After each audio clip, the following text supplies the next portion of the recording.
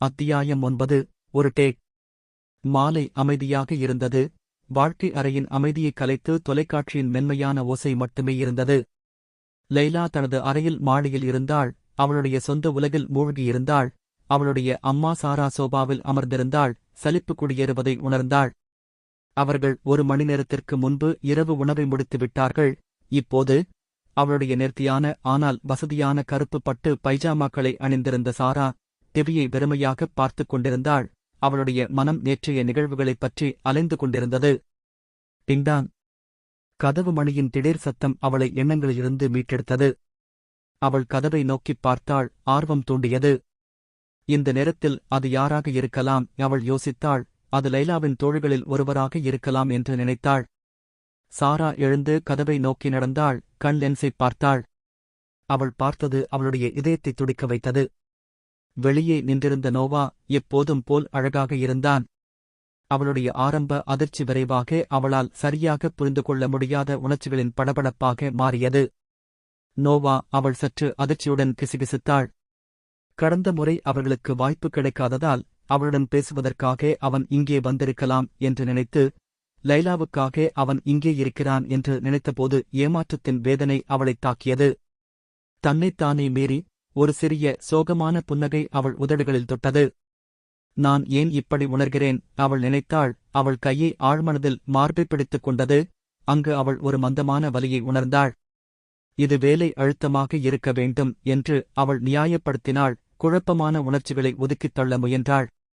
அமைதியான முகபாவத்துடன் அவள் கதவைத் திறந்தாள். ஒரு சூடான ஆனால் சற்று சோகமான புன்னகையுடன் அவனை வரவேற்றாள்.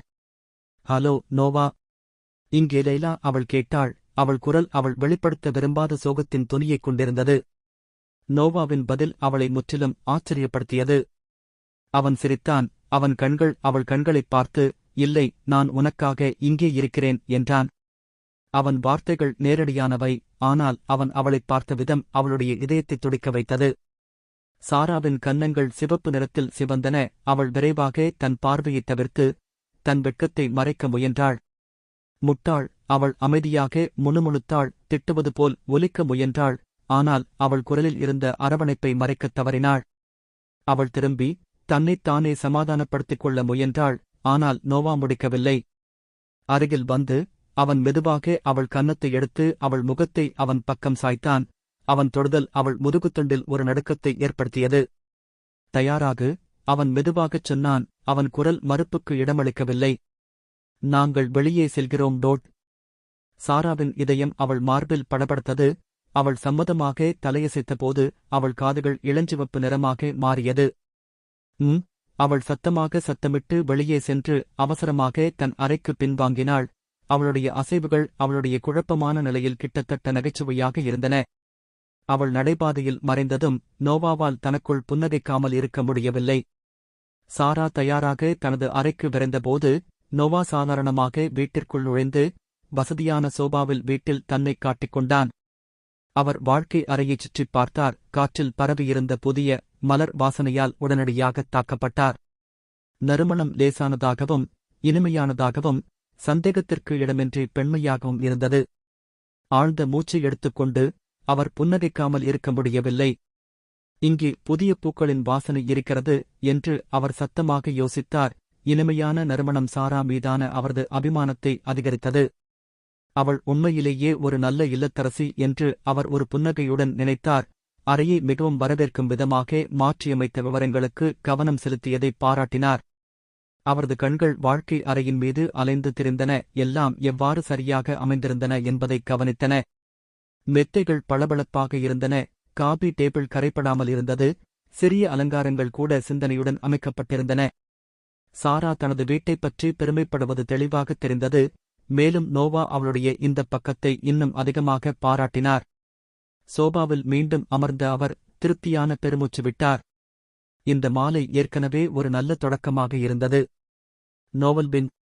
சில நிமிடங்களுக்குப் பிறகு சாரா தனது அறையிலிருந்து வெளியே வந்தாள். கணுக்கால் வரை அழகாகப் பாய்ந்த ஒரு நீண்ட நேர்த்தியான கருப்பு உடையை அணிந்திருந்தாள். அந்த உடை எளிமையானது என்றாலும் பிரமிக்க வைக்கும் வகையில் இருந்தது. அவளுடைய முதிர்ந்த அழகை சரியாக எடுத்துக் காட்டுகிறது. கருப்பு துணி அவளுடைய அழகான தோலுடன் அழகாக வேறுபட்டு அவளுக்கு ஒரு அமானுஷ்ய பிரகாசத்தை அளித்தது. அவளுடைய வெளிர்பழுப்பு நிறமுடி மென்மையான அலைகளாக கீழே விழுந்து அவள் முகத்தை சட்டகப்படுத்தி அவளுடைய தோற்றத்தின் வசீகரத்தை அதிகரித்தது. அவளுடைய கடல் நீல கண்கள் அசையாமல் நிற்க முடியாமல் ஒரு இடத்திலிருந்து இன்னொரு இடத்திற்கு தாவி அவளுடைய ஆழ்ந்த உணர்ச்சிகளை வெளிப்படுத்தின. அவள் தன்னை சுமந்து சென்ற விதத்தில் மறுக்க முடியாத ஏதோ ஒன்று இருந்தது. நிதானமாகவும் அழகாகவும், ஆனால் ஒரு பதட்டத்தின் சாயலுடன் அவளை இன்னும் மயக்கும் வகையில் இருந்தது. அவள் வாழ்க்கை அறைக்குள் நுழைந்ததும் நோவாவின் பார்வை அவள் மீது பதிந்தது. அவன் கண்களை கிழிக்க முடியவில்லை. அவன் அவளை ஒரு தீவிரத்துடன் முறைத்துப் பார்த்தான். அது சாராவை ஆழமாக வெட்கப்பட வைத்தது. அவளுடைய இதயம் அவரது கொள்ளையடிக்கும் பார்வையில் துடித்தது. அவள் முகஸ்துதி மற்றும் வெட்கமாக உணர்ந்தாள். நோவாவின் கண்கள் அவள் உருவத்தின் மீது சுற்றித் திரிந்தபோது, ஓநாய் அதன் இரையை பார்ப்பது போல ஒவ்வொரு விவரத்தையும் எடுத்துக்கொண்டபோது அவளுக்குள் ஒரு அரவணைப்பு பரவியது. நோவாவின் மனதில் ஒரு ஒற்றை எண்ணம் எதிரொலித்தது. அவள் மிகவும் பழமைவாதி. அவளுடைய அடக்கமான ஆனால் கவர்ச்சிகரமான தோற்றத்தை அவன் பாராட்டும்போது அவன் உதடுகளின் மூலையில் ஒரு புன்னகை தொட்டது. எனக்கு அது பிடிக்கும், அவன் நினைத்தான். அவரது உடைமை உணர்வு எரிகிறது. நீ என்னுடையவன். அவளை பார்த்து கொண்டே அமைதியாக முணுமுணுத்தான். அவன் இப்போது இருப்பது போல் வேறு யாராவது அவளை பார்க்கத் துணிவார்கள் என்று கற்பனை செய்தபோது அவனுடைய பொறாமை அதிகரித்தது. நீ ஏதாவது சொன்னாயா? அவள் கூச்ச சுபாவமுள்ள சிறுமியைப் போல நடுங்கினாள். இல்லை, போகலாம், அவன் மறைக்க முடியாத புன்னகையுடன் சொன்னான். அவன் தலைமை தாங்குவதற்காக காத்திருந்த அவள் தலையசைத்தாள். அவள் அங்கே நிற்பதை பார்த்து அவனால் அவளை இன்னும் விரும்பாமல் இருக்க முடியவில்லை. நீ ஏதாவது சொன்னாயா? சாரா கேட்டாள். அவளுடைய குரல் மென்மையாகவும் ஆர்வத்தால் சாயப்பட்டதாகவும் இருந்தது. அவள் பதட்டமாக நடுங்கினாள். அவளுடைய கன்னங்கள் அவன் கூர்ந்து கவனிக்கும் பார்வையில் சிவந்தன. இல்லை, போகலாம், நோவா பதிலளித்தார். ஒரு புன்னகை அவன் உதடுகளை இழுத்தது. அதை அவனால் மறைக்க முடியவில்லை. இருப்பினும் அவன் கண்கள் அவள் மீது நிலைத்திருந்தன. அவரது புன்னகையின் அரவணைப்பு அவரது உணர்வுகளின் ஆழத்தை மறைக்க முடியவில்லை. சாரா தலையசைத்தாள். அவளுடைய சொந்த புன்னகை வெட்கமாக இருந்தாலும் ஆர்வமாக அவன் வழி நடத்துவதற்காக அவள் காத்திருந்தாள். அவள் அங்கே நேர்த்தியாகவும் அன்பாகவும் இருப்பதைப் பார்த்ததும் நோவாவின் பாசம் மேலும் வலுவடைந்தது. அவன் தன் கையை நீட்டி மென்மையான வரவேற்கும் சைகையுடன் அதை அவளுக்கு கொடுத்தான்.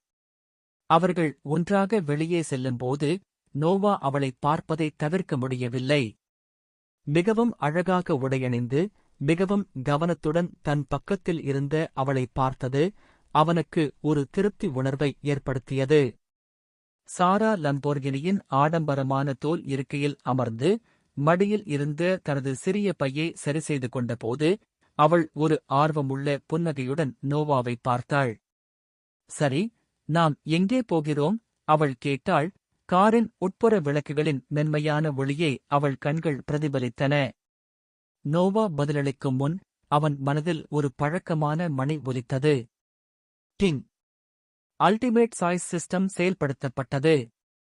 விருப்பம் 1, மீண்டும் நகரத்தை சுற்றித் திரி. வெகுமதி 10 பாசம் மற்றும் அடிப்படை பயணம் சுற்றுலா திறன். விருப்பம் 2, ஒரு ஆடம்பரமான உணவகத்திற்குச் செல்லுங்கள். வெகுமதி 15 பாசம் மற்றும் $25,000. விருப்பம் 3, பந்தயப் பாதைக்குச் சென்று ஆதிக்கம் செலுத்துங்கள். வெகுமதி 20 பாசம் மற்றும் 100,000. நோவா எதிர்பார்த்து காத்திருந்த சாராவை பார்த்தார். அவளுடைய ஆர்வம் அவளை மேலும் வசீகரித்தது.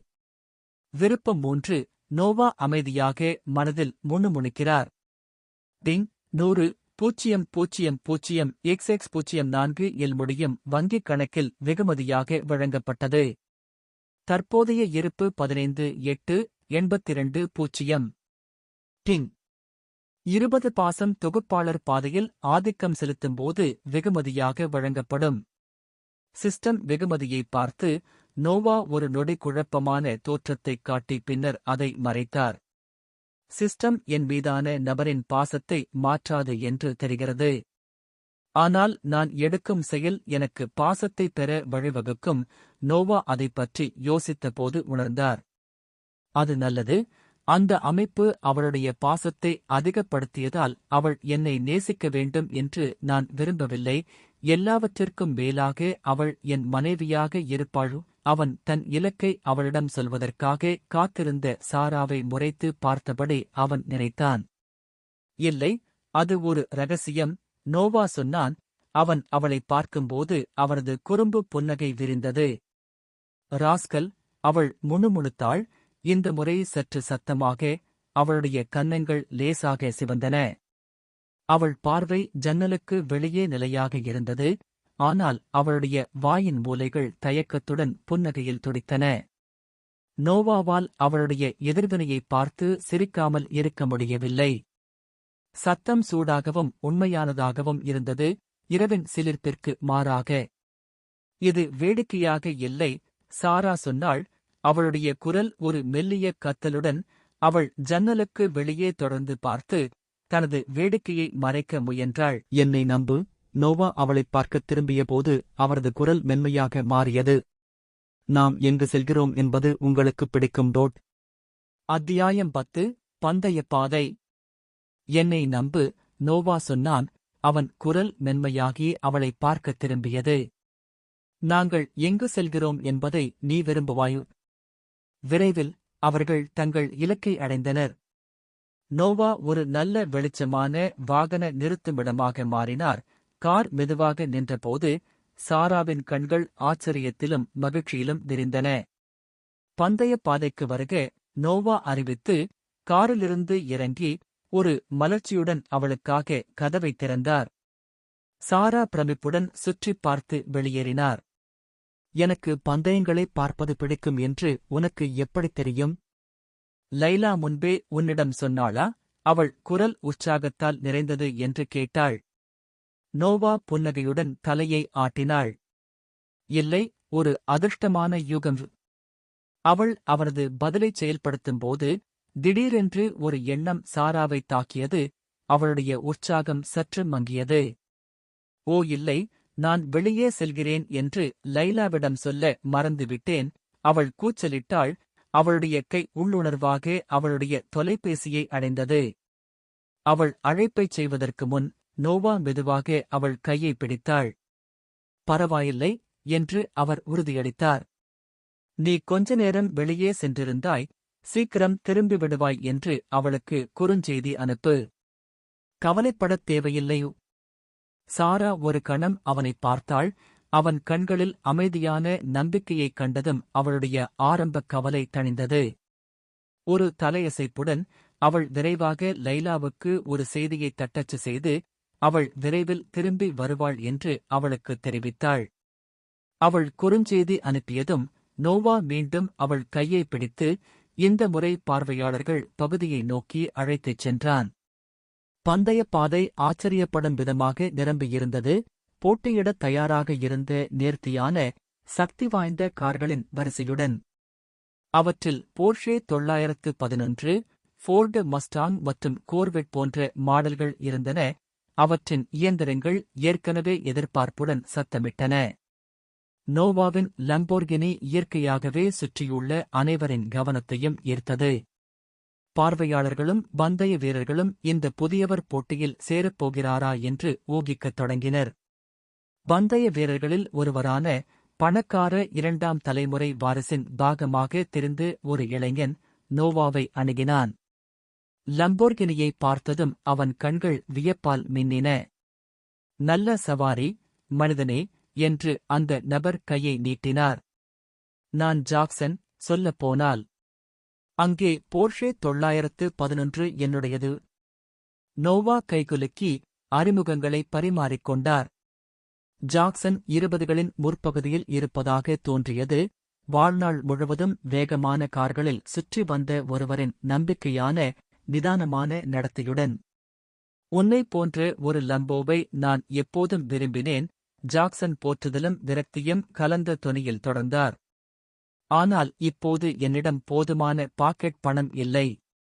என் கடைசி காரை ஃபெராரியை மோதிவிட்டேன், அதனால் என் அப்பா என் கொடுப்பனவை குறைத்தார். முழு சலிப்பூட்டல். நோவா சிரித்தார், புரிந்து கொண்டு தலையசைத்தார். ஆமாம், இது ஒரு கடினமான இடைவேளை. சரி, இன்றிரவு பந்தயங்களில் நீங்கள் சேரப்போகிறீர்களா? ஜாக்சன் கேட்டார். அவரது குரலில் ஆர்வம் தெளிவாக இருந்தது. நான் கொஞ்சம் பார்க்க இங்கே வந்திருக்கிறேன், ஒருவேளை பின்னர் இருக்கலாம். நோவா சாதாரண தோள்களை குலுக்கி பதிலளித்தார். ஜாக்சன் தலையசைத்தார். அவரது கண்களில் போட்டி மனப்பான்மை தெரிந்தது. சரி, நீங்கள் உள்ளே செல்ல முடிவு செய்தால் பாதையில் சந்திப்போம். இன்றிரவு அனைத்து ஹிட்ஸிலும் நான் பந்தயத்தில் இருக்கிறேன். ஜாக்சன் தனது போர்ஷுக்கு திரும்பிச் செல்லும்போது சாரா உற்சாகமும் ஆர்வமும் கலந்த நோவாவை பார்த்தார். நீங்கள் உண்மையிலேயே பந்தயம் கட்டுவது பற்றி யோசிக்கிறீர்களா என்று அவள் கேட்டாள். ஒருவேளை, நோவா புன்னகையுடன் பதிலளித்தார். அவரது கண்கள் பாதையை ஆராய்ந்தன. ஆனால் இப்போதைக்கு நிகழ்ச்சியை அனுபவிப்போம். நாவல் பென். பந்தயத்திற்கான எதிர்பார்ப்பு அதிகரித்ததால் விற்பனையாளர்கள் கூட்டத்தின் வழியாக நகர்ந்து ஆர்வமுள்ள பார்வையாளர்களுக்கு சிற்றுண்டிகள் மற்றும் பானங்களை விற்றனர். நோவா பாப்கார்ன் மற்றும் பானங்களுடன் ஒரு விற்பனையாளரைக் கண்டார். புன்னகையுடன் சாராவை நோக்கித் திரும்பினார். அந்த பெண்ணுக்கு பாப்கார்ன் மற்றும் ஒரு பானம், அவர் கேட்டார். ஏற்கனவே விற்பனையாளரை நோக்கிச் சென்று கொண்டிருந்தார். சாரா ஒரு புன்னகையுடன் தலையசைத்தார். சரியாக இருக்கிறது. நோவா ஒரு கணம் கழித்து திரும்பி வந்து அவளுக்கு ஒரு கப் சோடாவையும் ஒரு பை பாப்கார்னையும் கொடுத்து அவள் அருகில் அமர்ந்தார். தொடக்கப் புள்ளியில் கார்கள் வரிசையாக நிற்கும்போது இயந்திரங்களின் இரைச்சல் காற்றை நிரப்பியது. பாதையே பார்ப்பதற்கு ஒரு காட்சியாக இருந்தது. வளைந்து செல்லும் மலையில் அமைக்கப்பட்டிருந்த இது கூர்மையான வளைவுகளையும் செங்குத்தான சரிவுகளையும் கொண்டிருந்தது. இது மிகவும் அனுபவம் வாய்ந்த ஓட்டுநர்களுக்கு கூட சவாலான மற்றும் ஆபத்தான பாதையாக அமைந்தது. குறுகிய பாதைகளும் திடீர் வீழ்ச்சிகளும் சிலிர்ப்பைச் சேர்த்தன. பார்வையாளர்களை தங்கள் இருக்கைகளின் விளிம்பில் வைத்திருக்கும் அட்ரினலின் பந்தயங்களுக்கு இது சரியான இடமாக அமைந்தது. அந்த திருப்பங்களை பாருங்கள், நோவா குறிப்பிட்டார். மலையடிவாரத்தைச் சுற்றியுள்ள கூர்மையான வளைவுகளை சுட்டிக்காட்டினார். ஒரு தவறான நடவடிக்கை, நீங்கள் பாதையில் இல்லை. சாரா தலையசைத்தாள். அவள் கண்கள் நிச்சயமாக ஒட்டிக்கொண்டன. அதுதான் அதை மிகவும் உற்சாகப்படுத்துகிறது. ஆனால் ஆபத்து அனைவரையும் அவர்களின் கால்களில் வைத்திருக்கிறது. அவர்களைச் சுற்றியிருந்த கூட்டம் உற்சாகத்துடன் சலசலத்தது. மக்கள் பந்தயத்திற்கான அவர்களின் கணிப்புகளைப் பற்றி விவாதித்தபோது உரையாடல்களின் துணுக்குகள் காற்றில் மிதந்தன. முஸ்டாங்கில் உள்ள பையனிடம் எனது பணத்தைப் பெற்றுள்ளேன் என்று ஒரு பார்வையாளர் தனது நண்பரிடம் கூறினார். அவர் சமீப காலமாக அதைக் கொன்று வருகிறார். வளைவுகளில் அவரை யாராலும் அடிக்க முடியாது. இல்லை, போர்ஷே 911க்கு இது கிடைத்துவிட்டது என்று மற்றொருவர் சிணுங்கினார். அந்த கார் இதுபோன்ற டிராக்குகளுக்காக உருவாக்கப்பட்டது. ஜாக்சன் வாரம் முழுவதும் இங்கு பயிற்சி செய்து வருகிறார். நோவா மற்றும் சாராவுக்குப் பின்னால் இருந்த இளம் ரசிகர்கள் குழு ஓட்டுநர்களின் திறமைகளைப் பற்றி உற்சாகமாக விவாதித்துக் கொண்டிருந்தது. கடைசி முறை அந்த வளைவுகளை கொர்வெட் எப்படிக் கையாண்டது பார்த்தீங்களா? கார் ரோடுல ஒட்டப்பட்ட மாதிரி இருக்கு. ஆமாம், ஆனால் லம்போர்கினி நிச்சயமாக அனைவரையும் ஆச்சரியப்படுத்தக்கூடும் என்று மற்றொரு ரசிகர் வாதிட்டார். டிரைவருக்கு தைரியம் இருந்தால் அந்த கார் வெற்றி பெற முடியும். கூட்டத்தின் ஆற்றலை ரசித்துக் கொண்டு நோவா சிரித்தார். எல்லோருக்கும் பிடித்தது போல் தெரிகிறது. சாரா தலையசைத்து தன் பானத்தை பருகினாள். இதைப் பற்றி மக்கள் எவ்வளவு ஆர்வமாக இருக்கிறார்கள் என்பதை பார்ப்பது வேடிக்கையாக உள்ளது. உங்களையும் ஒருவருக்காக ரூட் செய்ய விரும்புகிறது. அப்போது ஒலிபெருக்கியில் ஒலி எழுப்பிய அறிவிப்பாளரின் குரல் பந்தயத்தின் தொடக்கத்தை குறிக்கிறது. என்ஜின்கள் சத்தமாக இயங்கின. கார்கள் தொடக்கத்தில் வரிசையாக நிற்கும்போது ஸ்டாண்டுகள் வழியாக அதிர்வுறும் ஒரு காது கேளாத கர்ஜனை. இதோ நாங்கள் செல்கிறோம். நோவா சற்று முன்னோக்கி சாய்ந்தார். பந்தயத்தின் சிலிர்ப்பு அவரைப் பற்றிக் கொண்டது. கொடி கைவிடப்பட்டது, கார்கள் முன்னோக்கிச் சென்றன, முதல் கூர்மையான திருப்பத்தை தாக்கும் முன் நேராக வேகமாகச் சென்றன.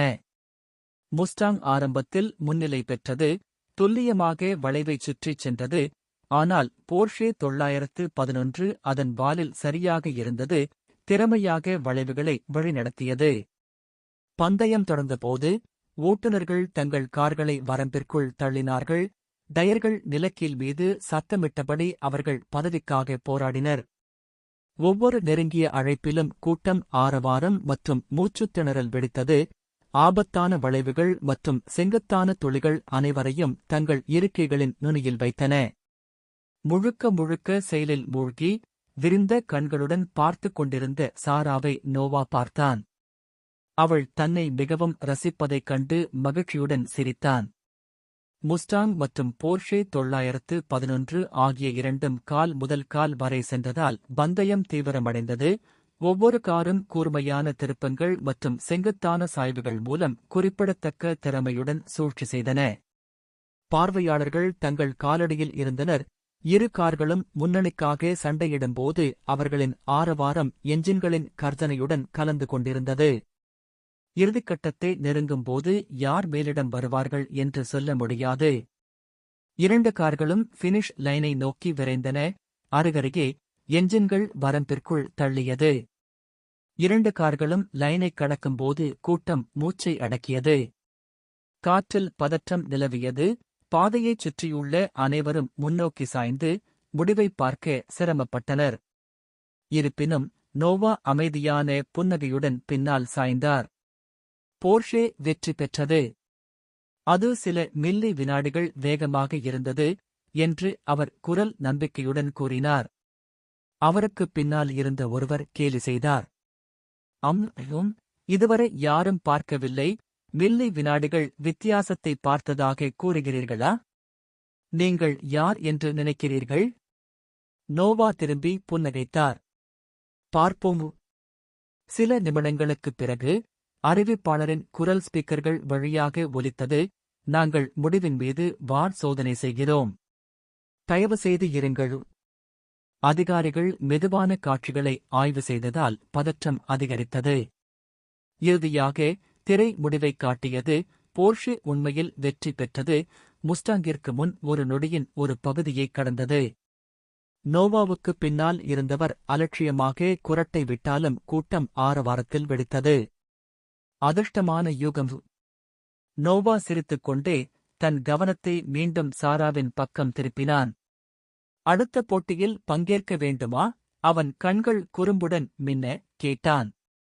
சாரா அவனைப் பார்த்தாள். அவள் முகம் உற்சாகத்தில் விழுந்தது, ஆனால் விரைவாக கவலையை திரும்பியது. உங்களுக்கு உண்மையில் வேகமான பாதைகளில் ஓட்டத் தெரியுமா? அது ஆபத்தானது. நீங்கள் ஒரு பந்தயத்தில் உங்களை ஆபத்தில் ஆழ்த்துவதை நான் விரும்பவில்லை. கவலைப்படாதே, நோவா அவளை சமாதானப்படுத்தினான். அவன் புன்னகை விரிவடைந்தது. நான் மிக வேகமாக செல்ல மாட்டேன், கொஞ்சம் வேடிக்கையாக இருக்கிறேன் டோட். இருப்பினும் அவன் மனதில் நோவா ஏற்கனவே அந்த அமெச்சூர் ஓட்டுநர்களை எப்படி கடந்து செல்வது என்று திட்டமிட்டுக் கொண்டிருந்தான். சிறந்த தொழில்முறை பந்தய வீரர்களுக்கு இணையான தனது இடைநிலை ஓட்டுநர் திறன்களால் பாதையில் ஆதிக்கம் செலுத்த முடியும் என்பதை அவன் அறிந்திருந்தான். குறிப்பாக சாராவின் முன் தன்னால் என்ன செய்ய முடியும் என்பதைக் காட்டாமல் இருப்பதுவே. இது வெற்றி பெறுவது மட்டுமல்ல, மிகவும் சிலிர்ப்பூட்டும் மற்றும் ஆபத்தான சூழ்நிலைகளில் கூட அவள் அவனை நம்ப முடியும் என்பதைக் காண்பிப்பதாகும். சாரா ஒரு கணம் தயங்கினாள், பின்னர் சிரித்தாள். அவளுடைய உற்சாகம் வென்றது. சரி, அதைச் செய்வோம். ஆனால் எனக்கு உறுதியளிக்கிறேன், நீ கவனமாக இருப்பாய் டோட். சத்தியம் செய், நோவா சொன்னான். அவனுடைய சிரிப்பு அவனது உண்மையான நோக்கங்களைக் காட்டிக் கொடுத்தாலும் இது வெறும் வேடிக்கையை விட அதிகமாக இருக்கும். அது மறக்க முடியாததாக இருக்கும். அத்தியாயம் 11. ஒரு தொழில்முறை எப்பொன்று ஓட்டுநரா? அடுத்த பந்தயத்திற்கு இன்னும் 1 மணி நேரம் மீதமுள்ள நிலையில் நோவாவும் சாராவும் தங்கள் நேரத்தை அதிகம் பயன்படுத்த முடிவு செய்தனர். அவர்கள் பந்தய பாதையில் சுற்றித் திரிந்து பரபரப்பான பகுதியின் காட்சிகளையும் ஒலிகளையும் ரசித்தனர். முந்தைய பந்தயத்தைப் பற்றி ரசிகர்கள் விவாதிப்பது, ஓட்டுநர்கள் தங்கள் கார்களை மேம்படுத்துவது பல்வேறு பந்தய நினைவுப் பொருட்களை விற்பனை செய்யும் விற்பனையாளர்கள் என அனைத்துமே மின்சாரத்தால் நிரம்பியிருந்தன. காட்சிப்படுத்தப்பட்டிருந்த சில உயர் ரக கார்களை பார்க்க நோவா பரிந்துரைத்தார். அவை நிறைய கூட்டத்தை ஈர்த்தன. அவர்கள் நேர்த்தியான வாகனங்களின் வரிசையை கடந்து நடந்தார்கள். அவற்றின் மெருகூட்டப்பட்ட வெளிப்புறங்கள் பாதை விளக்குகளின் கீழ் மின்னின. பல்வேறு வகையான கார்களால் ஆர்வமாக இருந்த சாரா வெவ்வேறு மாடல்களைப் பற்றிய கேள்விகளைக் கேட்டார். மேலும் நோவா தனக்கு தெரிந்ததை மகிழ்ச்சியுடன் பகிர்ந்து கொண்டார். உரையாடலை இலகுவாகவும் ஈடுபாட்டுடனும் வைத்திருந்தார். இடைநிலை ஓட்டுநர் திறன், பிராண்டுகள் மற்றும் விவரக்குறிப்புகள் உட்பட கார்களைப் பற்றிய அனைத்தையும் பற்றிய மகத்தான அறிவை அவருக்கு வழங்கியது. பாதையின் விளிம்பிற்கு அருகில் மிகவும் ஒதுக்குப்புறமான பகுதியை அடைந்ததும் பந்தயப் பாதை பின்னணியில் இருக்கும் வகையில் தம்பதிகள் புகைப்படம் எடுப்பதற்காக அமைக்கப்பட்டு ஒரு சிறிய புகைப்படக்கூடத்தை நோவா கண்டார். இது ஒரு எளிய அமைப்பு, ஆனால் அதன் சொந்த வழியில் அழகானது. அவர் சாராவை விளையாட்டாகத் தட்டினார். நாம் ஒரு படம் எடுப்பது எப்படி? இரவை நினைவில் கொள்ள ஏதாவது இருக்கிறதா? சாரா சிரித்தாள். கொஞ்சம் ஆச்சரியப்பட்டாலும் யோசனையால் மகிழ்ச்சியடைந்தாள். நிச்சயமாக, ஏன் இல்லை? அவர்கள் சாவடிக்குள் நுழைந்தார்கள். கேமரா கிளிக் செய்யும்போது சாரா நோவாவின் முட்டாள்தனமான போஸ்களை பார்த்து சிரித்தாள். இறுதி ஷாட் அவர்கள் இருவரும் சிரிப்பதைக் காட்டியது. ஒரு கணம் தூய்மையான, பாதுகாப்பற்ற மகிழ்ச்சி. நேரம் எதிர்பார்த்ததை விட வேகமாக பறந்து செல்ல அவர்கள் விரைவில் அடுத்த பந்தயத்திற்கான அறிவிப்பை கேட்டார்கள். அவர்கள் லம்போர்கினிக்கு திரும்பும்போது நோவாவுக்குள் உற்சாகம் கொப்பளித்தது. அவர்கள் முன்பு சந்தித்த போர்ஷே உரிமையாளரான ஜாக்சனிடம் அவர் பங்கேற்பார் என்று அவர் ஏற்கனவே தெரிவித்திருந்தார். லம்போர்கினியை செயலில் காண ஆவலுடன் இருந்த ஜாக்சன் நோவாவை ஒரு எதிர்பார்ப்பு உணர்வுடன் பந்தயத்திற்கு ஒப்பந்தம் செய்திருந்தார். மர்மமான உரிமையாளரின் திறமைகளைப் பற்றி அவர் ஆர்வமாக இருந்தார். அவர் முன்பு அவரை பார்த்ததில்லை. மேலும் பர்மிங்காமில் உள்ள பெரும்பாலான செல்வந்தர்களை அவர் அறிந்திருந்தார். அவர்கள் காரை நெருங்கும்போது சாரா உற்சாகமும் பதட்டமும் கலந்ததாக உணர்ந்தார். நோவா அவள் முகபாவனையை கவனித்து அவள் கையை உறுதியாக அழுத்தினான். இது வேடிக்கையாக இருக்கும், அவன் குரலில் சீராகவும் அமைதியாகவும் சொன்னான். அவர்கள் லம்போர்கினியில் ஏறினார்கள். நேர்த்தியான உட்புறம் அவர்களை ஆடம்பரமாகச் சூழ்ந்தது.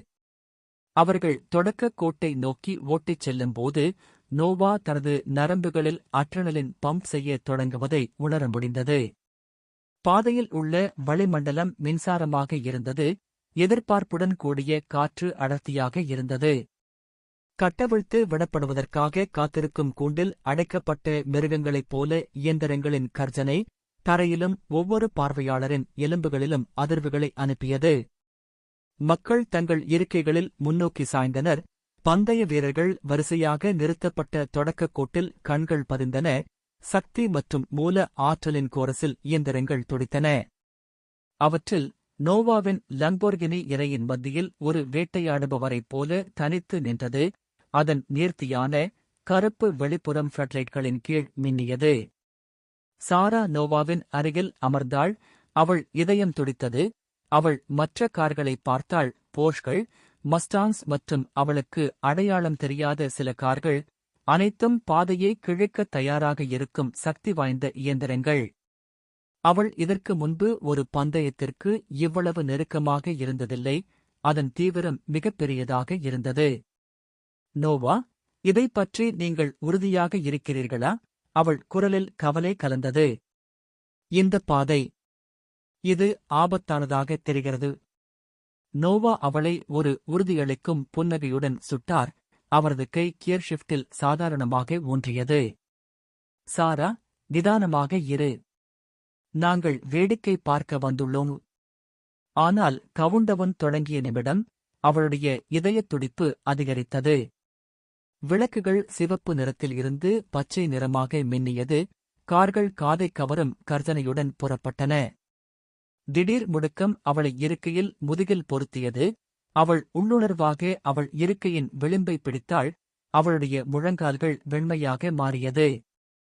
லம்போர்கினி முன்னோக்கிச் சென்றது. சில நொடிகளில் பல கார்களை சிரமமின்றி முந்திச் சென்றது.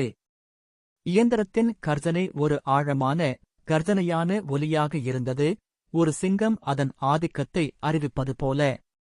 அந்தப் பாதை செங்குத்தான மலைகள் மற்றும் கூர்மையான வளைவுகள் வழியாகச் சுழன்று நிலக்கீல் கொண்ட ஒரு பாம்பு பாதையாக இருந்தது, மிகவும் அனுபவம் வாய்ந்த ஓட்டுநர்களின் வரம்புகளை கூட சோதிப்பதற்காக பெயர் பெற்றது. லம்போர்கினி வேகமாக ஓடும்போது சாராவின் பயம் அதிகரித்தது. நோவா, மெதுவாகச் செல்லுங்கள். இது மிகவும் வேகமானது. ஆனால் நோவாவின் பதில் ஒரு புன்னகை மட்டுமே. முன்னால் உள்ள சாலையில் அவரது கவனம் கூர்மையானது. கார் இப்போது பயங்கரமான வேகத்தில் நகர்ந்து கொண்டிருந்தது, உலகம் வெளியே இயக்கம் மற்றும் வண்ணத்தின் மங்கலானது. மற்ற பந்தய வீரர்கள் தொடர்ந்து செல்ல போராடினர், அவர்களின் இயந்திரங்கள் தங்கள் கார்களை எல்லைக்கு தள்ளும்போது எதிர்ப்பு தெரிவித்து கத்தின.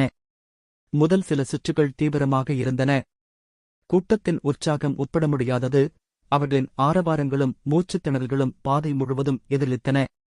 ஒவ்வொரு திருப்பமும் ஒரு போராக இருந்தது, ஒவ்வொரு முறையும் யாராவது ஒருவர் வெற்றி பெற ஒரு வாய்ப்பாக இருந்தது. ஆனால் நோவாவின் லம்போர்கினி அதன் சொந்த லீக்கில் இருந்தது, அதன் சுத்த சக்தி மற்றும் வேகம் மற்ற கார்களை பின்னால் விட்டுச் சென்றது. அவர்கள் பிரபலமற்ற கூர்மையான வளைவை நெருங்கும்போது காற்றில் பதற்றம் தடிமனாயிற்று. இது பல தன்னம்பிக்கை கொண்ட ஓட்டுநர்களைக் கொன்ற வளைவு, திறமையானவர்களை பொறுப்பற்றவர்களிடமிருந்து பிரித்தது. அனைத்து பந்தய வீரர்களும் வேகத்தை குறைத்து எச்சரிக்கையுடன் திருப்பத்தை எடுப்பார்கள். ஆனால் அவர்கள் வளைவை நெருங்கியதும் நோவா அதற்கு நேர்மாறாகச் செய்தார், அவர் வேகத்தை அதிகரித்தார். சாராவின் கண்கள் பயத்தில் விரிந்தன. நோவா, இல்லை. மெதுவாகச் செல்லுங்கள். நோவல்பின். ஆனால் நோவாவின் கால் பெட்ரோலில் உறுதியாக இருந்தது, வேகமானி ஆபத்தான முறையில் உயர்ந்தது. லம்போர்கினி வளைவை நோக்கி வேகமாகச் சென்றது, கூட்டத்தின் ஆரவாரம் எச்சரிக்கையின் அழகியாக மாறியது. கார் அசுர வேகத்தில் வளைவை நெருங்குவதைப் பார்த்து மக்கள் தங்கள் இருக்கைகளில் இருந்து எழுந்து நின்றனர், அவர்களின் இதயங்கள் தொண்டையில் படபடத்தன. அந்த அழகான பெண்ணுடன் அவன் இறக்க முயற்சிக்கிறான். நோவா முன்பு பேசிய மனிதன் கத்தினார், அவரது குரல் பீதி மற்றும் அவநம்பிக்கை கலந்தது. ஆனால் நோவா வளைவை நெருங்கும்போது அவரது முகம் அமைதியாக, கிட்டத்தட்ட அமைதியாக இருந்தது. கடைசி சாத்தியமான வினாடியில் அவர் சக்கரத்தை இழுத்து லம்போர்கினியை ஒரு குறைபாடற்ற சறுக்கலுக்கு அனுப்பினார். காரின் பின்புற டயர்கள் நிலக்கீல் முழுவதும் சறுக்கிச் சென்றபோது சத்தமிட்டன. காரின் உடல் கட்டுப்படுத்தப்பட்ட சறுக்கலில் வெளியே ஆடிக்கொண்டிருந்தது. சாரா தாக்கத்திற்கு தயாரான போது கண்களை மூடிக்கொண்டாள். ஆனால் கார் மோதிக்கொள்வதற்கு பதிலாக வளைவில் சிரமமின்றி சறுக்குவது போல் தோன்றியது. சறுக்கல் துல்லியமாக செயல்படுத்தப்பட்டது, கூட்டத்தினர் பேசுவதை நிறுத்தியது. லம்போர்கினி வளைவிலிருந்து எந்த தீங்கும் இல்லாமல் வெளிப்பட்டது, எதுவும் நடக்காதது போல் தடையின்றி முழு வேகத்திற்கு திரும்பியது. அதைத் தொடர்ந்து வந்த அமைதி காதை கவரும் வகையில் இருந்தது, முழு கூட்டமும் அதிர்ச்சியில் உறைந்தது. பின்னர் கரையில் மோதிய அலை போல ஆரவாரம் வெடித்தது. பார்வையாளர்கள் தங்கள் காலடியில் நின்று நம்பிக்கையின்மை மற்றும் பிரமிப்பில் கோஷமிட்டு கூச்சலிட்டனர். பார்த்தீர்களா? அவர் ஒரு எ1 ஓட்டுநராக இருக்க வேண்டும். ஒரு வழக்கமான பையன் அப்படி ஒரு சறுக்கலைச் செய்ய முடியாது. சாரா மெதுவாக கண்களைத் திறந்தாள். அவர்கள் இன்னும் உயிருடன் இருப்பதை உணர்ந்தபோது அவள் மூச்சுத் திணறினாள். அதற்கும் மேலாக அவர்கள் பந்தயத்தில் முன்னணியில் இருந்தனர். அவள் நோவாவின் பக்கம் திரும்பினாள். அவளுடைய இதயம் இன்னும் மார்பில் துடித்தது. அவன் அவளைப் பார்த்தான். அவன் முகத்தில் ஒரு அகன்ற புன்னகை, அவன் கண்கள் அத்திணலின் மின்னியது. நாங்கள் வேடிக்கையாக இருப்போம் என்று சொன்னேன் என்று அவர் கூறினார். அவர்கள் மரணத்திலிருந்து தப்பித்ததைப் போல அவரது குரல் மென்மையாக இருந்தது. வளைவுக்கு முன்பு கணிசமாக வேகத்தை குறைத்த ஜாக்சன், லம்போர்கினி வேகமாகச் செல்வதை பிரமிப்புடன் மட்டுமே பார்க்க முடிந்தது. இந்த பந்தயம் தீவிரமாக இருக்கும் என்று அவருக்குத் தெரியும், ஆனால் இது போன்ற திறன்களைக் கொண்ட ஒருவரை எதிர்த்துப் போட்டியிடுவார் என்று அவர் எதிர்பார்க்கவில்லை. நோவா ஒரு அமெச்சூர் அல்ல, அவர் சக்கரத்தின் பின்னால் ஒரு மாஸ்டர். ஒவ்வொரு சுற்றும் அதிக சிலிர்ப்பைக் கொண்டு வரும் வகையில் பந்தயம் தொடர்ந்தது. லம்போர்கினி ஒரு பிளேடு போல பாதையை வெட்டியது. கூட்டத்தின் ஆற்றல் வளிமண்டலத்தில் செலுத்தப்பட்டது. நோவாவின் ஒவ்வொரு சூழ்ச்சியும் மூச்சுத் திணறல்களையும் ஆரவாரங்களையும் ஈர்த்தது. மற்ற ஓட்டுநர்கள் தங்கள் வரம்புகளைத் தாண்டிச் சென்றனர், ஆனால் லம்போர்கினியின் ஓட்டுநரின் துல்லியத்தையும் துணிச்சலையும் யாராலும் ஈடு செய்ய முடியவில்லை. பூச்சுக்கோடு முன்னால் வந்தபோது கூட்டம் வெறித்தனமாக இருந்தது. பந்தயத்தின் வேகம், ஆபத்து மற்றும் அபாரமான துணிச்சல் அவர்களை இருக்கைகளின் விளிம்பில் இருக்க வைத்தது. அவர்களின் கண்கள் பாதையையே ஒட்டிக்கொண்டன. நோவாவின் இறுதிச் சுற்று அவரது திறமையை வெளிப்படுத்தியது. ஒவ்வொரு திருப்பமும் குறைபாடற்ற முறையில் நிறைவேற்றப்பட்டது. கார் உடனடியாக ஒரு மூர்க்கத்தனத்துடன் கர்ஜித்தது. அது மற்ற பந்தய வீரர்களை அதன் தூசியில் மூழ்கடித்தது. லம்போர்கினி முதலில் பூச்சுக்கூட்டை கடந்தது. கூட்டம் காட்டுத்தனமான கைதட்டலுடன் வெடித்தது. சாரா, அவளுடைய பயம் இறுதியாக குறைந்து, அவள் சிரிப்பதைக் கண்டாள். அவளுடைய நரம்புகளில் இன்னும் அட்ரினலின் பாய்ந்தது. நோவாவும் சிரித்துக் கொண்டிருந்தார். பந்தயத்தின் உற்சாகம் அவரை கிட்டத்தட்ட மயக்கமடையச் செய்தது. நீ அற்புதமாக இருந்தாய், அவள் சொன்னாள். அவளுடைய குரல் போற்றுதலும் அவநம்பிக்கையும் கலந்தது. நோவா சிரித்துக் கொண்டே அவள் கையை ஒரு உறுதியளிக்கும் அழுத்தத்தைக் கொடுத்தான். நான் உன்னிடம் சொன்னேன் இல்லையா? கொஞ்சம் வேடிக்கையாக இருந்தது டோட். கூட்டத்தின் எப்போன்று டிரைவர் மற்றும் நம்ப முடியாதது என்ற கோஷங்கள் அவர்கள் வேகத்தைக் குறைக்கும்போது அவர்களைத் தொடர்ந்தன. பந்தயம் முடிந்தது. ஆனால் உற்சாகம் இன்னும் காற்றில் சலசலத்தது. பார்த்த அனைவருக்கும் இது அவர்களால் ஒருபோதும் மறக்க முடியாத ஒரு பந்தயம். வேகம், ஆபத்து மற்றும் இயற்பியல் விதிகளை மீறுவதாகத் தோன்றும் ஒரு டிரைவர். சில நிமிடங்களுக்குப் பிறகு ஜாக்சன் பூச்சுக்கூட்டை கடந்தார். அவர் உடனடியாக காரை விட்டு வெளியேறி சாராவுடன் லம்போர்கினியில் சாய்ந்திருந்த நோவாவை நோக்கிச் சென்றார். நீ நம்ப முடியாதவன், நீ ஒரு எப்போன்று டிரைவரா? நான் உன்னை இதற்கு முன்பு போட்டிகளில் பார்த்ததில்லை டோட், ஜாக்சன் குரலில் உற்சாகத்துடன் கூறினார். இல்லை, நான் ஒரு சாதாரண ஓட்டுநர் டோட். அவர் அப்படிச் சொன்னதைக் கேட்டதும் ஜாக்சனின் முகம் லேசாகச் சிலிர்த்தது. ஆனால் தனக்கு முன்னால் இருந்த இளைஞனைப் பாராட்டாமல் இருக்க முடியவில்லை. சக்தி வாய்ந்த மற்றும் அடக்கமான பர்மிங்காமில் உள்ள பணக்கார இரண்டாம் தலைமுறையினருக்கு முற்றிலும் எதிரானது டோட், ஜாக்சன் போற்றுதலுடன் யோசித்தார். நாம் தொடர்புகளைப் பரிமாறிக்கொள்ளலாமா? நான் நண்பர்களை உருவாக்க விரும்புகிறேன் என்று ஜாக்சன் முகத்தில் புன்னகையுடன் கூறினார். நிச்சயமாக டோட், நோவா தனது தொலைபேசி எண்ணைக் கொடுத்தபடி கூறினார். நோவாவின் பழைய தொலைபேசியைப் பார்த்து ஜாக்சன் தனது போர்ஷேவுக்குச் சென்று கடித்த ஆப்பிள் லோகோவைக் கொண்ட ஒரு வெள்ளைப்பையை எடுத்தார்.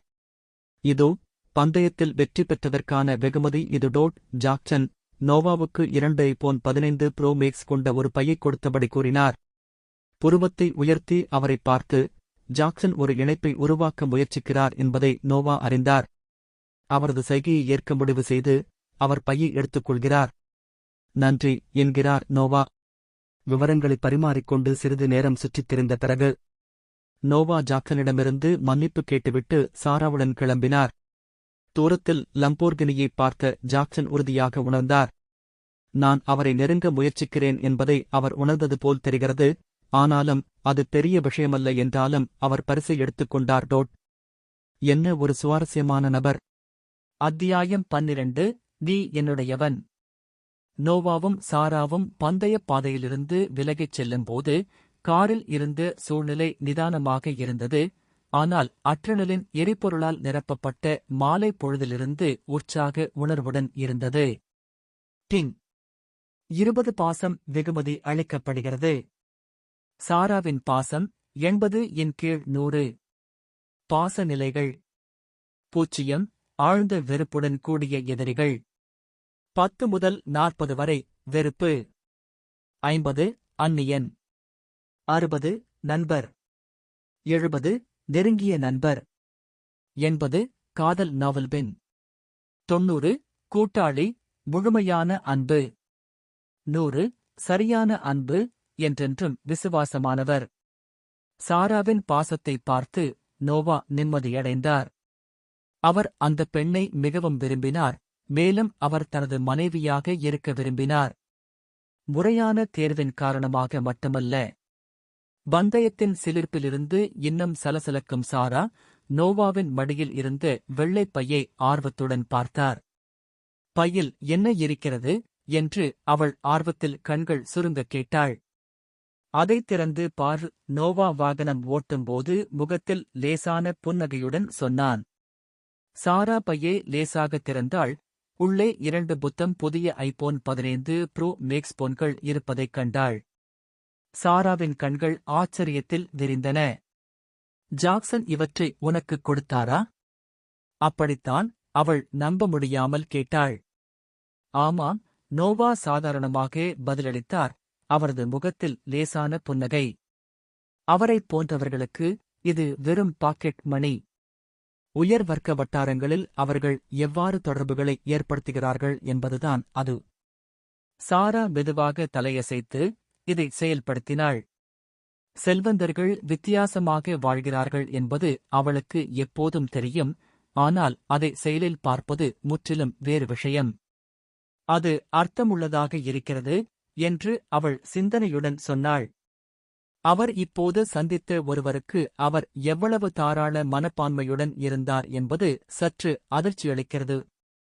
சரி, இது எல்லாம் விளையாட்டின் ஒரு பகுதி. நோவா தோள்களை குலுக்கி பதிலளித்தார். இணைப்புகள் அந்த உலகில் உள்ள அனைத்தையும் குறிக்கின்றன. கார் ஒரு கணம் அமைதியானது. பின்னர் சாரா டேஷ்போர்டில் இருந்த நேரத்தை பார்த்தார். இரவு 8:30 மணி. வெளியே வானம் இருட்டிக் கொண்டிருந்தது. இப்போது நாம் எங்கே போகிறோம்? அவள் கேட்டாள். அவளுடைய குரல் லேசான கவலையுடன் இருந்தது. கொஞ்சம் தாமதமாகிவிட்டது. நாம் வீட்டிற்குப் போகலாமா? நோவா அவளை ஒரு விளையாட்டுத்தனமான பார்வையுடன், கண்களில் ஒரு குறும்புத்தனமான பிரகாசத்தை வெளிப்படுத்தினான். ஏன், நான் ஒரு பெரிய ஓநாய் போல உன்னை சாப்பிடுவேன் என்று கவலைப்படுகிறாயா? அவன் கிண்டல் செய்தான். சாரா கோபமாக முகம் சுளித்தாள். விரைவாக தன் வெட்கத்தை மறைக்கப் பார்த்தாள். இல்லை, நான் ஆர்வமாக இருந்தேன், அவ்வளவுதான். அவள் தடுமாறி தன் அமைதியை மீட்டெடுக்க முயன்றாள். நோவா மெதுவாக சிரித்தாள். அவளுடைய எதிர்வினையை ரசித்தான். கவலைப்படாதே, நான் அப்படிப்பட்டவன் இல்லை. நாம் கடுக்கப்பட்ட ஆப்பிள் கடைக்குச் செல்கிறோம். எனக்கு ஏதாவது வாங்க வேண்டும். சாரா நிம்மதி பெருமூச்சு விட்டாள். இருப்பினும் அவளுடைய கன்னங்கள் இன்னும் சற்று சிவந்திருந்தன. ஓ, சரி. அதே சாதாரணமாகத் தெரிகிறது. சிறிது நேரத்திற்குப் பிறகு அவர்கள் பிட்டன் ஆப்பிள் கடையை அடைந்தனர். இது பெரிய கண்ணாடி ஜன்னல்களைக் கொண்ட ஒரு நேர்த்தியான நவீன கட்டிடமாகும். இது சமீபத்திய சாதனங்களைக் காட்டுகிறது. அவர்கள் உள்ளே நுழைந்ததும் கடை ஒப்பீட்டளவில் காலியாக இருந்தது. சில வாடிக்கையாளர்கள் மட்டுமே இடைகழிகளை பார்த்துக் கொண்டிருந்தனர். அது மூடும் நேரத்தை நெருங்கிவிட்டது. ஊழியர்கள் அன்றைய நாளுக்காக ஓய்வெடுத்துக் கொண்டிருந்தனர் என்பது தெளிவாகிறது. நோவாவும் சாராவும் உள்ளே நுழைந்ததும் கிளாரிசா என்ற வயதான உதவியாளர் அவர்களை அணுகினார். அவர் நோவாவின் பள்ளி சீருடையை வெறுப்புடன் பார்த்தார். கைகளை கட்டிக்கொண்டு ஒரு குறுகலான, புறக்கணிக்கும் தொனியில் அவனிடம் பேசினார். சீக்கிரம், பையா. நாங்கள் விரைவில் மூடுகிறோம். நோவா அவளுடைய முரட்டுத்தனத்திற்கு பதிலளிக்கக்கூட கவலைப்படவில்லை. அமைதியான நடத்தையுடன் அவளை கடந்து சென்றார். சாரா நோவாவை பின்தொடர்வதற்கு முன்பு அந்த பெண்ணை மறுக்கும் பார்வையைக் கொடுத்தார். கடைக்குள் ஆழமாகச் சென்றதும் லில்லி என்ற இளைய உதவியாளர் அவர்களை வரவேற்றார். அவர் பிரகாசமான, வரவேற்பு புன்னகையுடன் அணுகினார். வணக்கம். நான் உங்களுக்கு ஏதாவது உதவ முடியுமா? அவள் அன்பான மற்றும் நட்பான தொனியில் கேட்டாள். நோவா பதில் சொல்வதற்குள் கிளாரிசா லில்லியின் பின்னால் தோன்றினாள். அவளுடைய முகபாவனை கசப்பாக இருந்தது. லில்லி, உன் நேரத்தை வீணாக்காதே. அவனைப் போன்ற குழந்தைகள் இங்கே குழப்பம் விளைவிக்க வருகிறார்கள். அவன் எதையும் வாங்கப் போவதில்லை. லில்லி கிளாரிசாவை பார்த்தாள். பின்னர் நோவாவை பார்த்தாள். அவள் அசைக்க முடியாத புன்னகையுடன்.